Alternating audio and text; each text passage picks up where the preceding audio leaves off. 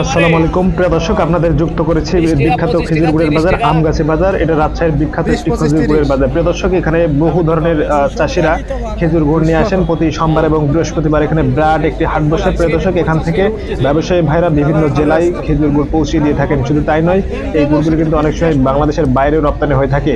তো প্রিয় দর্শক শ্রোতা, এটি হচ্ছে শীত মৌসুমের একটি ঐতিহ্য। এই গুড় দিয়ে নানা রকম পিঠাপুলি তৈরি করা যায়, যেমন দুধ চিতই, আপনার ভাপা পিঠা, এরপরে বিভিন্ন রকমের পিঠা যেগুলো হচ্ছে শীত ঋতুকে কেন্দ্র করেই তৈরি করা হয়। প্রিয় দর্শক, এখানে অতিথিদের আপ্যায়ন করা হয়। সেই সাথে কিন্তু প্রিয় দর্শক, আমরা দেখতে পাই খেজুর গাছে নানা রকম অতিথি পাখিরা বিভিন্ন দূর দূরান্ত এবং বিভিন্ন দেশ দূরান্ত থেকে তারা আগত হয়ে কিচিরমিচির শব্দ করে এবং খেজুর রস খেয়ে থাকে।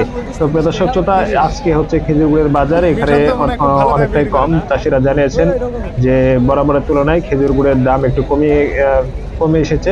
এর কারণটা চাষিরা ধারণা করছেন যে অতিরিক্ত চিনি দেওয়ার কারণ।